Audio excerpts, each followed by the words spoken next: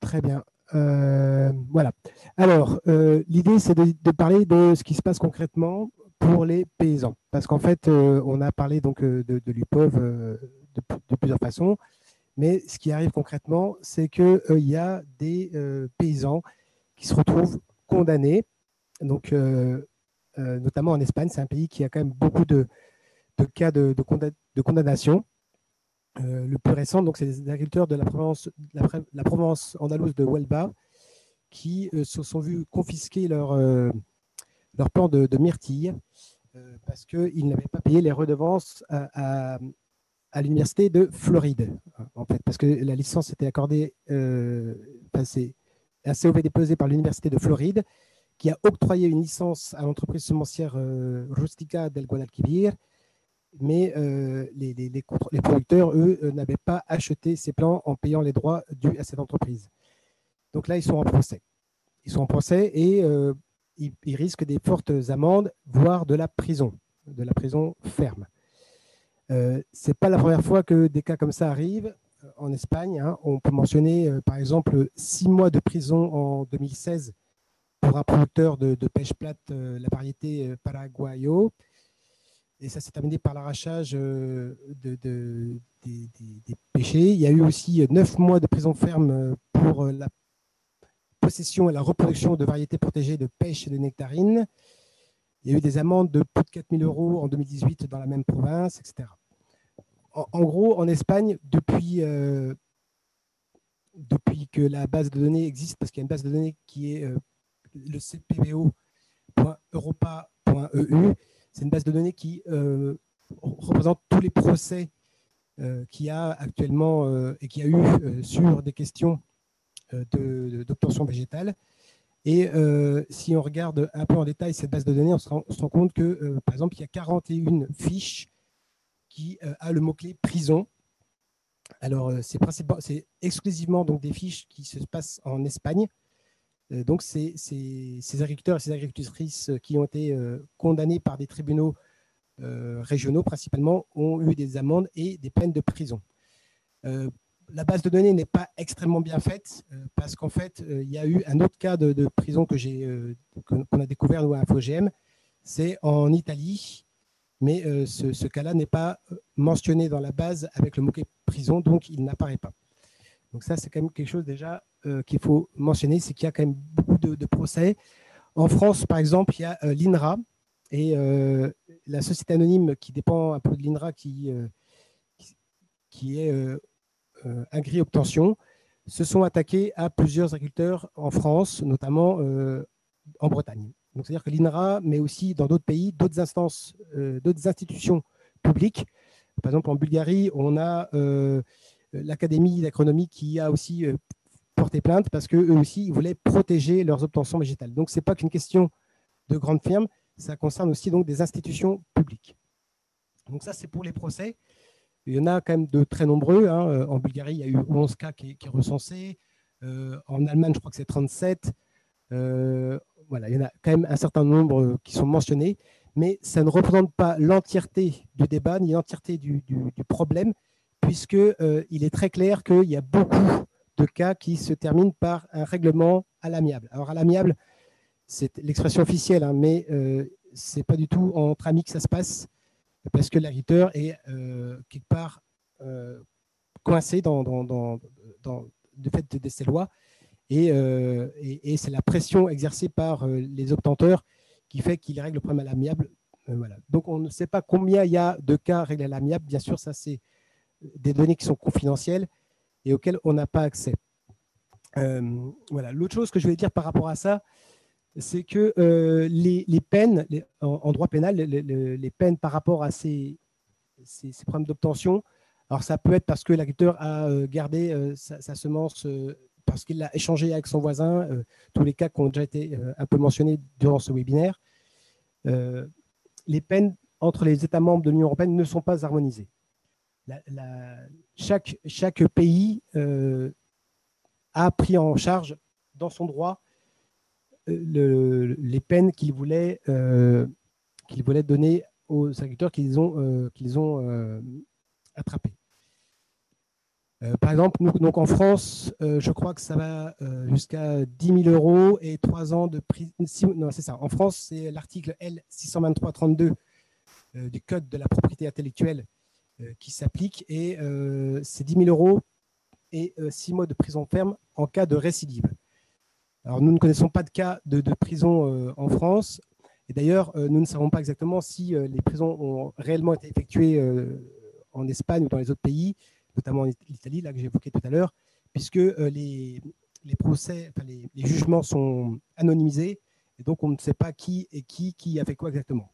Il y a des fois des noms qui apparaissent, mais pareil, c'est des noms de SCEA ou qui ne sont pas faciles après à rechercher pour savoir qu'est-ce qui s'est réellement passé. Voilà. L'autre chose que je voulais encore raconter sur cette histoire-là, c'est qu'il y a des sociétés, des entreprises qui se sont montées expressément pour la récupération des redevances des COV. Donc, en Espagne, la plus importante, c'est GESLIVE, G-E-S-L-I-V-E. Il y a aussi une société qui est au niveau européen, qui est née en France, mais qui maintenant fait son travail en Italie, en Allemagne et même jusqu'en Océanie. C'est la SICASOV, la Société d'intérêt collectif agricole des sélectionneurs obtenteurs de variétés végétales, qui gère collectivement certains COV. Alors, elle n'est pas dédiée exclusivement au procès, mais elle est là pour recouvrir les licences, pour faire les reversements et bien sûr les contrôles. Après, il y a une autre structure qui est aussi très importante et qui apparaît de plus en plus dans ces procès, c'est le Bureau de lutte contre les atteintes aux droits de propriété intellectuelle sur le matériel végétal. C'est l'AIB qui est basé à Bruxelles. Donc, il y en existe sans doute d'autres dans d'autres pays. Je n'ai pas pris le temps de chercher ça parce que c'est un sujet qui n'est pas. En fait, voilà, ce que je veux dire, c'est que ce n'est pas Christophe Mazette qui suit ça à Infogem, c'est Frédéric Pratt, mais il est en arrêt maladie, donc j'essaie de le remplacer avec le travail qu'il avait fait, avec l'enquête qu'il avait faite. Voilà. Je voudrais dire un dernier mot sur ces histoires de droit des obtentions végétales avec une dernière information assez récente. C'est une entreprise qui s'appelle Breeders Trust, qui est basée à Bruxelles et qui représente les intérêts des obtenteurs, de 11 obtenteurs, principalement de la pomme de terre. Et cette entreprise, Breeders Trust, elle s'est associée avec une énorme boîte qui s'appelle Geo4A, qui est basée aux Pays-Bas, et ensemble, ils veulent mettre en place un système de télédétection par satellite pour pouvoir plus facilement recouvrir leurs redevances. Le directeur très clairement dit que actuellement c'est n'importe quoi, tout le monde multiplie de façon illégale les patates, et donc il faut vraiment mettre au point un système. Et dans la logique de l'agriculture numérique 2.0, et ben eux, avec Geo4A, ils ont mis en place cette télédétection pour essayer de reconnaître des variétés de patates. Donc là, actuellement, en 2021, ils travaillent sur 5 variétés et ils essaient d'améliorer le système, et ils travaillent actuellement uniquement sur la Hollande parce qu'il y a des champs dans des champs, il y a plusieurs fois la patate. Donc on se rend compte qu'ils ont des outils de plus en plus sophistiqués pour aller chercher ce qu'ils appellent des malfaçons, des détournements de la loi, alors que c'est simplement en fait un travail paysan assez classique que de ressemer ces variétés, mais c'est illégal. Et donc, ils dépensent des sommes assez importantes pour automatiser en fait le contrôle de leurs obtentions. Et si j'ai encore une petite minute, parce que bon, désolé, je vous ai fait perdre du temps avec mes problèmes de micro. Si j'ai encore une petite minute, je voudrais souligner que au sein de l'UPOV, en fait, avant, l'UPOV mettait en place une reconnaissance, on va dire, phénotypique des obtentions. Et de plus en plus, on arrive à une caractérisation génotypique. Donc, l'UPOV est en train de basculer vers une approche génétique de la variété. Et donc, avec des données biomoléculaires, des marqueurs moléculaires, je ne vais pas rentrer dans le débat, mais c'est extrêmement important Parce que en parallèle de la problématique UPOV, on parlait de la problématique semences, on parlait de la problématique qu'on raconte depuis tout à l'heure, il y a la question des OGM non transgéniques. Et on est tous au courant que l'Union européenne veut déréglementer ces OGM non transgéniques. Et un des arguments phares de la Commission européenne, c'est de dire que en fait, ces variétés non transgéniques issues de mutagénèse dirigée, par exemple, par CRISPR-Cas9 ou par TALEN ou par oligonucléotides, que ces variétés ne sont pas distinctes. On ne peut pas faire la distinction entre une mutation apparue spontanément dans la nature et une mutation apparue suite à une modification génétique en laboratoire en boîte de pétri. Or, en fait, on se rend compte qu'ils sont capables de le faire pour des variétés, ils sont capables de le faire même pour des choses extrêmement proches. Et donc, en fait, cet argument ne tient pas la route. Et c'est important de rappeler qu'on est capable actuellement de distinguer tout et n'importe quoi avec un peu de phénotypique, un peu de génotypique et même des satellites, comme j'ai raconté tout à l'heure. Donc, on est vraiment dans un mensonge honteux, puisque d'un côté, la capacité à détecter les obtentions permet de mettre les paysans, les paysannes en prison. De l'autre côté, ils racontent qu'ils ne sont pas capables de distinguer entre une mutation naturelle et une mutation issue d'un laboratoire pour éviter de réglementer, donc c'est-à-dire d'étiqueter et de tracer les OGM non transgéniques.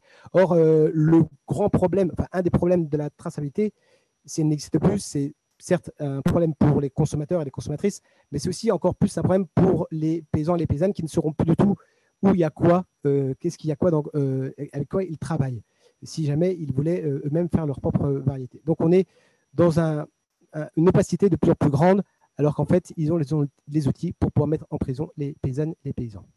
Voilà rapidement ce que je voulais dire.